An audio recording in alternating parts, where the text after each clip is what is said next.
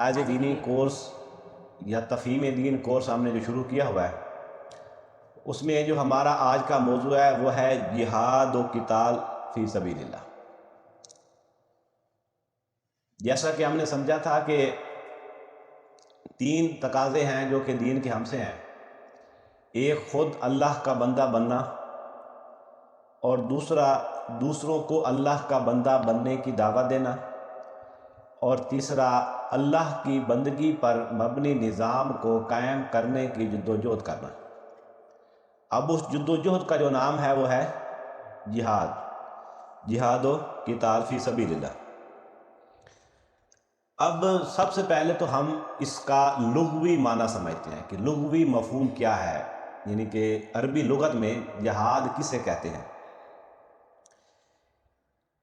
عربی زبان میں جو الفاظ ہیں وہ تقریباً 99% جو ہیں وہ 3 حرفی مادے سے آتے ہیں، ان کا 3 حرفی کوئی نہ کوئی مادہ ہوتا ہے۔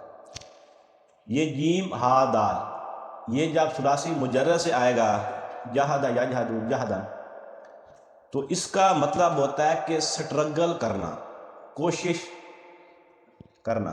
جیسے آپ دیکھیں وہ آدمی جو ہے وہ پتھر کو دھکیل رہا ہے، یک طرفہ کوشش، ایک طرفہ جو کوشش ہے اسے کہتے ہیں، یعنی کہ جب یہ ثلاثی مجرد سے آئے گا تو اس کا معنی یہ ہوگا کہ یک طرفہ کوشش، یک طرفہ سٹرگل۔ جیسے کوئی آدمی جو ہے وہ پتھر کو دھکیل رہا ہے تو ایک کوشش کر رہا ہے نا، یعنی وہ ایک یک طرفہ کوشش ہے۔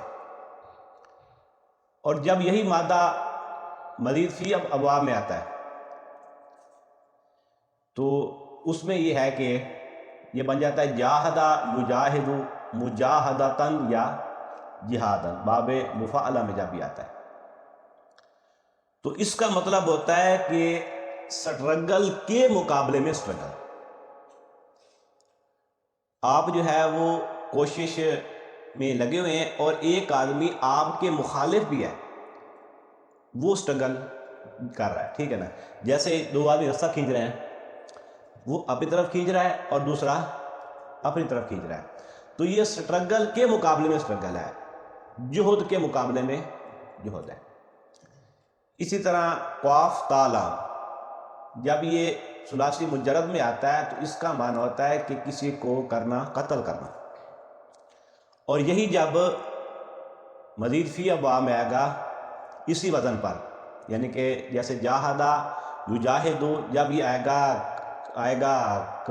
قاتل یقاتل، اس کا معنی ہوتا ہے قتال، یعنی کہ ایک دوسرے کو قتل کرنے کی کوشش کرنا، یعنی قتل کے مقابلے میں قتل، وہ اسے قتل کرنا چاہتا ہے، وہ اسے قتل کرنا چاہتا ہے، یعنی یہ اس کا ہے لغوی مفہوم ہے جہاد کا اور قتال کا۔ یہ بات سمجھ میں آ گئی نا۔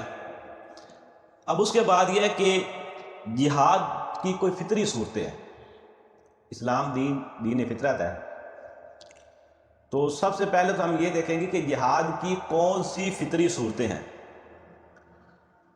اس میں جو سب سے پہلی صورت ہے وہ ہے جہاد فی سبیل البقاء، یعنی اپنے آپ کو باقی رکھنے کے لیے جہاد کرنا۔ جیسے آپ جنگل میں دیکھتے ہیں کہ شیر جو ہے وہ کس طرح اپنے وجود کو برقرار رکھنے کے لیے وہ شکار کی طاق میں رہتا ہے، اور شکار کس طرح اس سے بچنے کے لیے اپنا وہ دفاع میں کرتا رہتا ہے۔ یہ صرف جنگل میں نہیں ہے، ہم انسانوں میں بھی ایسا ہی ہے، کہیں پر ایک ویکنسی ہو تو بہت سے لوگ ہیں جو کہ آ جائیں گے، یا جو بھی کوئی کسی کاروبار میں ہے تو اس کے اچھی طرح اندازہ ہے کہ کاروبار کرنا کیسے ہے، کہ آپ کے مقابلے میں کمپٹیشن لوگ موجود ہیں، تو آپ مسلسل صبح سے لے کر شام تک ایک جہد میں ہوتے ہیں، ایک جہاد میں ہوتے ہیں۔ اور یہ جہاد کون سا ہے؟ یہ جہاد فی سبیل البقاء ہے، یعنی اپنے وجود کو برقرار رکھنے کے لیے سٹرگل کرنا۔ اچھا، اب اسے اسلام میں جہاد تو نہیں کہا گیا، ٹھیک ہے نا، تو یعنی کہ یہ جو ہے یہ اسلام دین چونکہ دین فطرت ہے تو یہ جو ہے وہ ایک جائز ہے، اور یہ جہاد کی شکل بن جاتی ہے، یعنی وہ جہاد نہیں جو اصطلاحی طور پر آیا۔ تو اللہ تعالیٰ فرماتے ہیں کہ وابتغوا من فضل اللہ، کہ اللہ کا فضل تلاش کرو، ڈھونڈو۔ بخاری میں ہے کہ آپ صلی اللہ علیہ وسلم نے فرمایا کہ اس کھانے سے بہتر کوئی کھانا نہیں جس کو کسی نے اپنے ہاتھ سے کام کر کے حاصل کیا، اور بے شک اللہ کے نبی داؤد علیہ السلام اپنی دستکاری سے کھاتے تھے۔ یعنی کہ جو ہے نا وہ ہاتھ پھیلانا، بھیک مانگنا، اسے جو ہے اسلام میں سخت ناپسند کیا گیا۔ ایک حدیث میں آیا ہے کہ اس کے چہرے پر گوشت نہیں ہوگا جو کہ آدمی بھیک مانگتا ہے۔ تو اس کی جو ہے وہ حوصلہ افزائی کی گئی ہے کہ اپنے ہاتھ سے کما کر کھاؤ۔ ام المومنین عائشہ صدیقہ فرماتی ہیں کہ حضور اکرم نے فرمایا کہ جو تم کھاتے ہو ان میں سب سے زیادہ پاکیزہ وہ ہے جو کہ یعنی کہ آپ خود کما کر کھاتے ہو۔ ٹھیک ہے، تو یہ ہے جہاد کی فطری صورتوں میں سے ایک صورت یہ ہے کہ جہاد فی سبیل البقاء، اپنے وجود کو برقرار رکھنے کے لیے سٹرگل کرنا۔ اور یہ سٹرگل ہر آدمی بھی، ہر جاندار جو ہے نا یہ سٹرگل کر رہا ہے۔ ہر چیز اپنے وجود کو برقرار رکھنے کے لیے سٹرگل میں ہے، کوشش میں ہے۔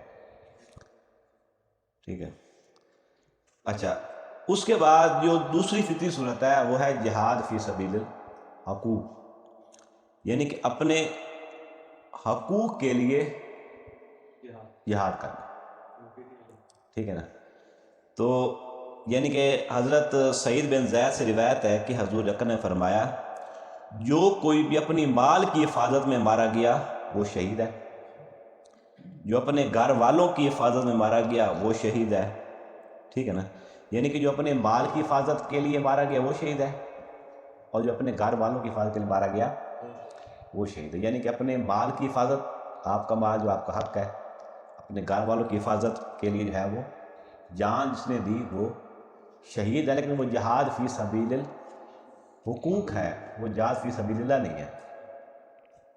ٹھیک ہے نا، اب یہ کہ اپنے حق کے لیے لڑنا یہ بھی جہاد فی سبیل الحقوق کا، یا کسی دوسرے کے حق کے لیے لڑنا یہ بھی جہاد فی سبیل الحقوق ہے۔ ٹھیک ہے نا، یہ جہاد فی سبیل اللہ سے آپ نہیں کہہ سکتے، جائز ہے۔ جو اس میں جو ہے وہ مارا گیا وہ شہید ہے۔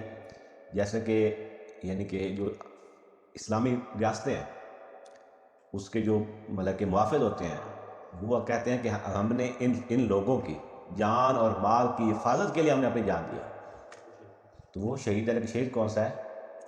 شہید فی سبیل الحقوق ہے۔ ٹھیک ہے نا، ہاں بتائیے یعنی کہ اسلامی ریاست ہو جو کہ قرآن و سنت کی بنیاد پر کھڑی ہو، جس میں حاکمیت اللہ تعالیٰ کی ہو، تو اس کی حفاظت میں جو مارا جائے گا وہ فی سبیل اللہ ہوگا۔ اس سے ہم ابھی آگے جا کر سمجھتے ہیں۔ اب اس کو ایک اور حدیث سے بات واضح ہو جاتی ہے کہ حضرت ابو ہریرہ سے روایت ہے کہ ایک شخص نے آپ صلی اللہ علیہ وسلم سوال کیا، اے اللہ کے رسول، آپ کی اس کے بارے میں کیا رائے ہے جو مجھ سے میرا مال زبردستی لینا چاہتا ہے؟ تو آپ نے فرمایا کہ تو اسے اپنا مال مت دے۔ تو اس شخص نے دوبارہ سوال کیا کہ آپ کی اس کے بارے میں کیا رائے ہے جو مجھ سے میرا مال لینے کے لیے قتال کرنے کے لیے تیار ہے؟ تو آپ نے فرمایا کہ تو بھی اس سے قتال کر۔ ٹھیک ہے، اچھا پھر اس نے فرمایا کہ آپ کا کیا خیال ہے کہ اگر وہ آدمی مجھے قتل کر دیتا ہے؟ تو آپ فرمایا کہ تو شہید ہے۔ پھر فرمایا کہ اس کے بارے میں آپ کی کیا رائے ہے کہ اگر میں اسے قتل کر دوں؟ تو فرمایا کہ وہ جہنمی ہے۔ ٹھیک ہے، بات سمجھ آ گئی نا؟ اچھا، اب یہ ہے جہاد کی فطری صورتیں۔ اس کے علاوہ جو اگلا جہاد ہے، یعنی جہاد، یہ بات ذہن میں رہے کہ سٹرگل کے مقابلے میں سٹرگل ہے، جہود کے مقابلے میں جہود ہے۔ آپ کے مد مقابل کوئی ہے جس سے آپ کر رہے ہیں جہاد کر رہے ہیں۔ اس کے بعد ہے جی جہاد فی سبیل النظریہ، نظریاتی، یعنی کہ آپ لوگ جو ہیں وہ دعوت جو ہے وہ دین کی پھیلا رہے ہیں۔ اس سے پہلے ہم دیکھتے ہیں کوئی آدمی جو ہے وہ یعنی کہ دعوت دے رہا ہے سوشلزم کی دے رہا ہے، کمیونزم کی دے رہا ہے، کیپٹلزم کی دے رہا ہے، ڈیموکریسی کی دے رہا ہے، یعنی کہ لوگ اپنے نظریے کی جو ہے وہ دعوت دے رہے ہیں۔ تو جو جہاں تک نظریے کی دعوت کی بات ہے اس میں صرف ایک نظریہ توحید ہے جس کی دعوت دینا جائز ہے، اور یہ بڑا اعلیٰ کام ہے، صرف نظریہ توحید ہے۔ توحید کے علاوہ کسی اور نظریے کی دعوت دینا یہ اسلام میں جائز نہیں ہے، ٹھیک ہے نا۔ تو اس کے بارے میں 2 حدیثیں ہیں۔ آپ صلی اللہ علیہ وسلم نے فرمایا کہ وہ ہم میں سے نہیں جو عصبیت کی طرف بلائے، وہ ہم میں سے نہیں جو عصبیت کے لیے لڑے اور مر جائے۔ عصبیت کے لیے یعنی عصبیت کوئی قوم کی ہو سکتی ہے، زبان کی ہو سکتی ہے، رنگ کی ہو سکتی ہے، نسل کی ہو سکتی ہے، کوئی بھی عصبیت، ہاں کوئی بھی، جی ہاں کوئی بھی ہو سکتا ہے، جی ٹھیک ہے جی۔ ایک اور حدیث میں آپ صلی اللہ علیہ وسلم نے فرمایا کہ اور جو شخص اندھے جھنڈے تلے اس کی کرے جنگ کرے، لڑے، جس کی لڑائی شریعت سے صاف ثابت نہ ہو، غصہ ہو قوم کے لحاظ سے، یا بلاتا ہو قوم کی طرح بلاتا ہو، یا مدد اس کی کرتا ہو قوم کی، اور خدا کی رضامندی مقصود نہ ہو، پھر وہ اس میں مارا جائے تو جاہلیت کے زمانے کا اثر ہے، جی ایسے ہے، ٹھیک ہے نا۔ نہیں، حق کی بات اور ہے،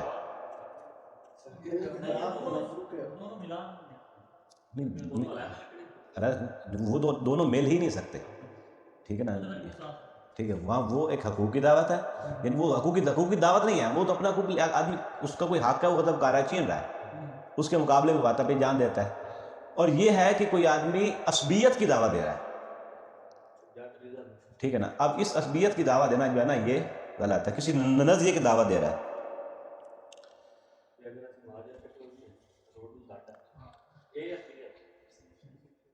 اب یعنی کہ جہاد کا جو اسلامی تصور ہے وہ کیا ہے؟ پہلے ہم نے وہ سمجھا جو کہ جہاد کی فطری صورتیں ہیں وہ جائز ہیں، ٹھیک ہے، اور یعنی کہ اس میں جو اس کی اگر وہ فی سبیل حقوق میں جان بھی جاتی ہے تو وہ شہید ہے۔ اب یہ جہاد کا اسلامی تصور کیا ہے؟ اس میں سے یہ ہے کہ سب سے پہلا ہے کہ اپنے نفس کے خلاف جہاد کرنا،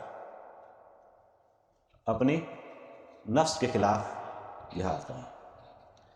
آپ سے فرمایا کہ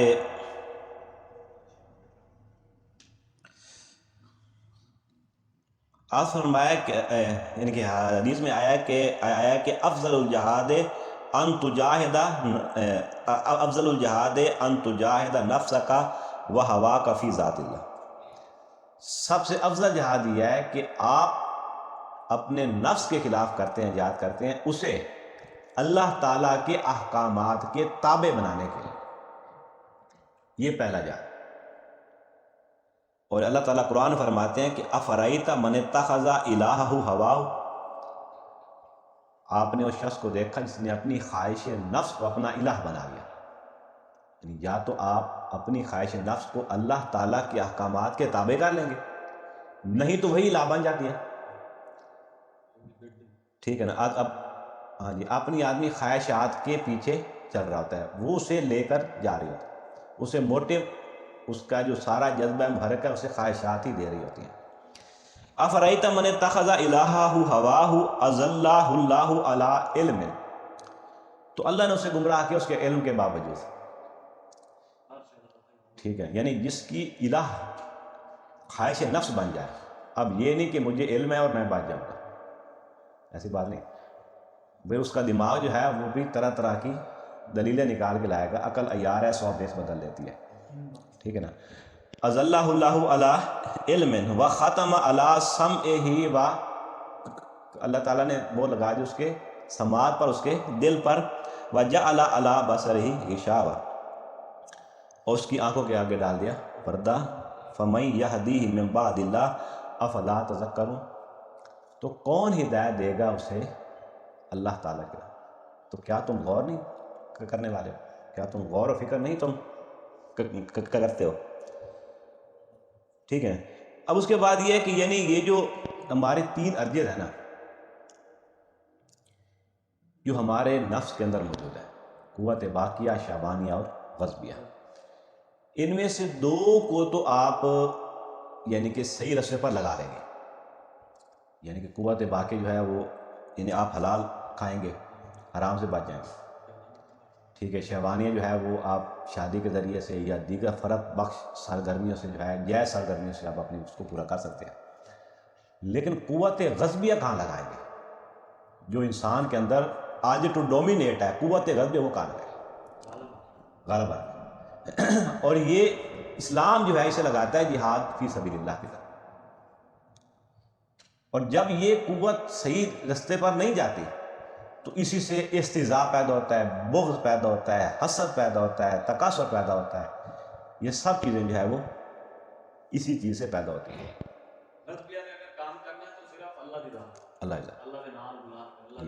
دین میں یعنی کہ میں خود غالب نہیں ہونا چاہتا، یعنی کہ اللہ کا نام غالب ہو جائے، یعنی کہ میں اپنی ذات کا غلبہ نہ ہو. ٹھیک ہے نا. جیسے یعنی کہ آدمی کہتا ہے کہ میں کاروبار میں آ گیا ہوں، میں رتبے میں آ گیا ہوں، میں جائیداد میں آ گیا ہوں، تو وہ اصل قوت غضبی اسے اس طرف لگا دیتی ہے. ٹھیک ہے نا. چلو وہ تو ہے نا، لیکن وہ یعنی اگر وہ اس طرف لگی ہوئی ہے نا وہ تو اس طرح بڑھتا چلا جائے گا، اس طرح پھر وہ نہیں آئے گا. اسے یعنی کہ وہ جتنا ہے اتنا رکھے ضرورت کی حد تک. جیسے جہاز زندگانی تو ہے نا، یعنی کہ جہاز فی سبیل بقا وہ تو ہونا ہے، لیکن سب کچھ اسی طرح پہ لگ جائے، باقی تمام چیز سے آدمی غافل ہو جائے. ٹھیک ہے. تو جب یہ چیزیں ہماری یعنی کہ قوتیں جو یعنی کہ پہلی آ جائے نا، زندہ رہنے کی جو چیز ہے آ جائے وہ بھی لگی ہوئی ہے اور قوت غضبیہ بھی لگی ہوئی ہے، تو اب یہ مقابلے میں جا رہے ہیں. یعنی حسد کیوں ہوتا ہے؟ ٹھیک ہے نا. جو کوئی آگے نکل جائے اس حسد کیوں ہوتا ہے؟ بھائی میری آج کہتی ہے میں غالب ہوں کہ مجھ سے آگے نکل گیا. ٹھیک ہے نا. تو یعنی جب تک اس چیز کو صحیح رخ پر نہیں لگایا جائے گا، وہ کیا ہے؟ اللہ کے دین کو غالب کرنے کے لیے. میرا ذاتی غلبہ نہیں، اللہ کے دین کو غالب کرنے. جب اس طرف لگایا جائے گا تو پھر یہ ہے جو کہ یہ تمام بیماریوں کا علاج ہو سکتا ہے.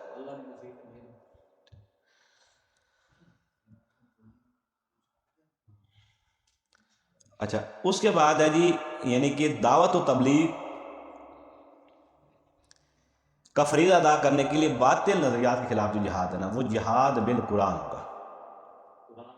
قرآن بل جہاد یعنی کہ معاشرے میں یعنی ایک تو جہاد اپنی خواہش نفس کے خلاف کرنا ہے، اسے اللہ تعالیٰ کی اطاعت پر آمادہ کرنے کے لیے.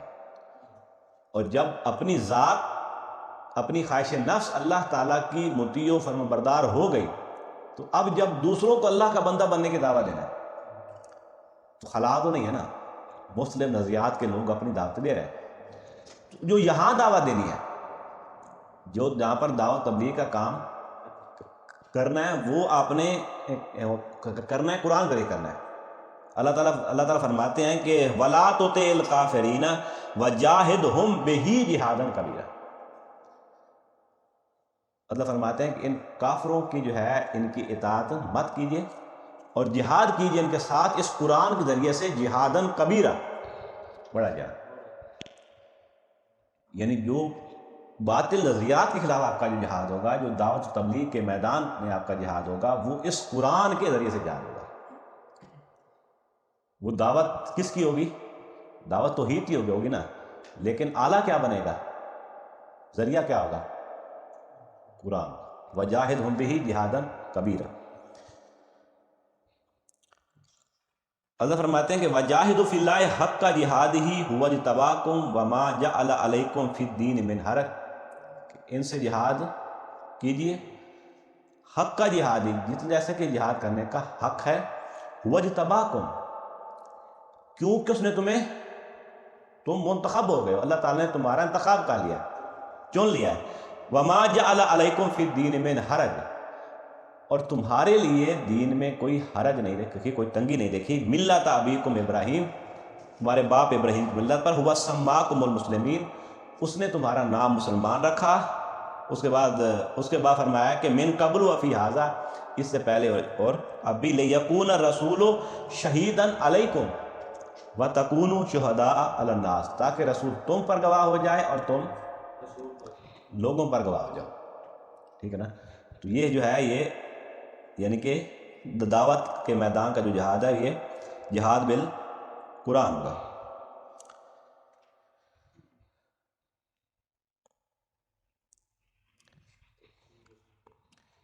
اور تیسرا ہے کہ اقامت دین کا فریضہ ادا کرنے کے لیے باطل نظریات کے خلاف جہاد. یہ جہاد فی سبیل اللہ. اقامت دین کا فریضہ ادا کرنے کے لیے باطل کے حامل طبقات کے خلاف جہاد. اللہ تعالیٰ فرماتے ہیں وَقَاتِلُوهُمْ حَتَّىٰ لَا تَكُونَ فِتْنَةٌ وَيَكُونَ الدِّينُ كُلُّهُ لِلَّهِ. ان سے آپ قتال کرتے رہیں یہاں تک کہ فتنہ ختم ہو جائے اور دین کل کا کل اللہ تعالیٰ کے لیے ہو جائے. یہ جہاد فی سبیل اللہ.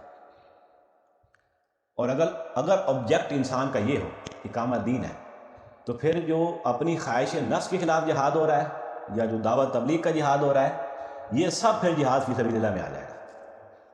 اگر آبجیکٹ جو ہے وہ کیا ہے اقامت دین ہے لِيُظْهِرَهُ عَلَى الدِّينِ كُلِّهِ تو پھر یہ سب چیزیں جو ہے جہاد فی سبیل اللہ کے اندر آ جائیں گی اگر آبجیکٹ وہ. بخاری مسلم میں ہے کہ رسول اللہ فرماتے ہیں کہ مجھے حکم دیا گیا ہے کہ میں لوگوں سے جہاد جاری رکھوں یہاں تک کہ وہ لا الہ الا اللہ کہہ دیں اور جب وہ یہ لا الہ الا اللہ کہیں گے تو اپنی جانیں اپنے مال جو ہے وہ بچا لیں گے. ہاں حق کے اسلام کے ساتھ ان کا حساب جو ہے وہ اللہ تعالیٰ کے ذمہ. اس میں ایک اور روایت میں ہے کہ سوال کیا گیا کہ ایک شخص اپنی بہادری کے لیے ایک شخص غیرت کے لیے اور ایک شخص ریاکاری کے لیے کرتا ہے جنگ کرتا ہے. بہادری کے لیے غیرت کے لیے ریاکاری کے لیے. پوچھا گیا ان میں کون ہے جو کہ مجاہد فی سبیل اللہ ہے. ٹھیک ہے نا. تو فرمایا گیا کہ ان میں کون ہے جو اللہ تعالیٰ کی راہ میں ہے.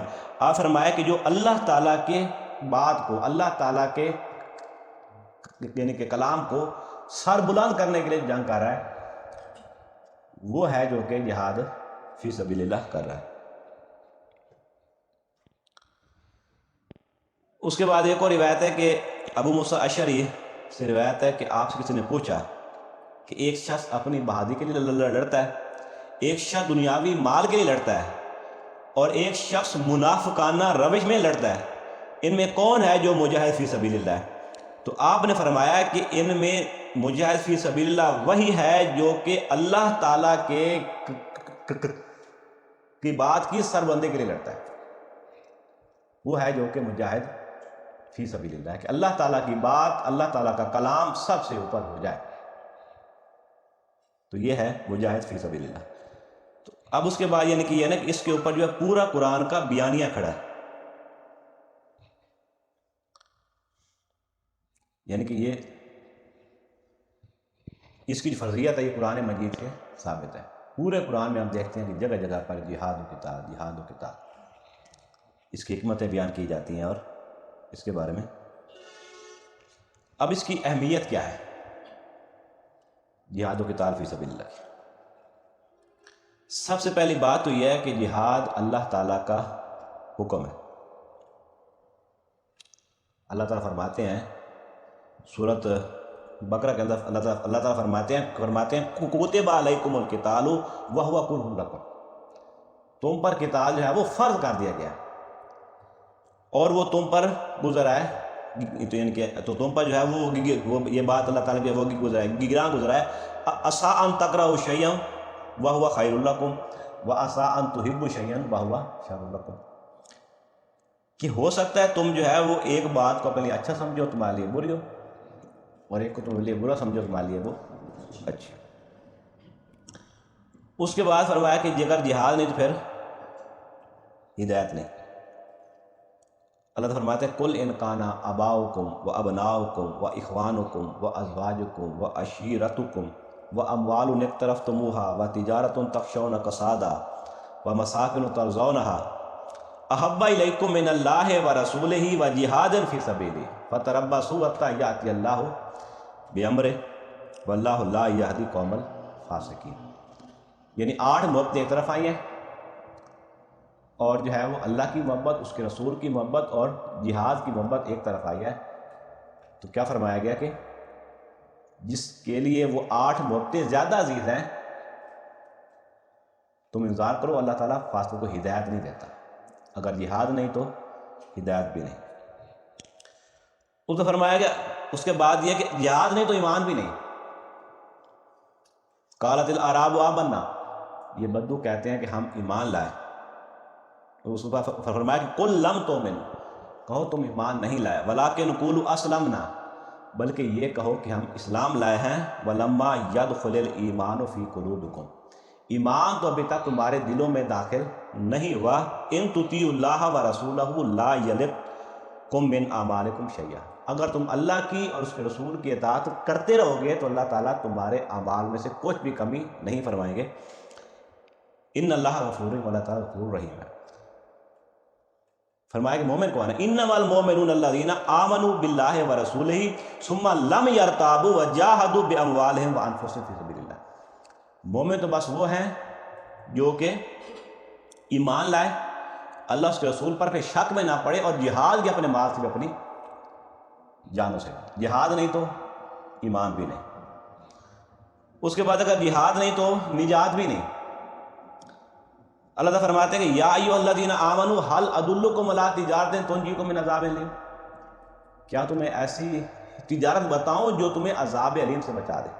وہ کیا ہے؟ تؤمنون باللہ ورسولہ وتجاہدون فی سبیل اللہ باموالکم وانفسکم، کہ ایمان لاؤ اللہ بس رسول پر اور جہاد پہ کرنے کا جہاد کرو اپنے مال سے بھی اپنی جانوں سے بھی، ذالکم خیر لکم ان کنتم تعلمون، یہ بہتر ہے اگر تم سمجھو۔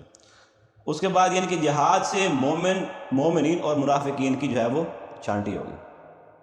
اللہ تعالیٰ فرماتے ہیں ما کان اللہ لیذر المؤمنین علی ما انتم ما کان اللہ لیذر المؤمنین علی ما انتم علیہ حتی یمیز الخبیث من الطیب، اللہ تعالیٰ جو ہے یعنی کہ اس میں خبیث میں اور طیب میں جو ہے وہ فرق فرما دیں گے، اور یہ فرق کس سے ہوگا؟ مومن منافق کا یہ جہاد سے ہوگا۔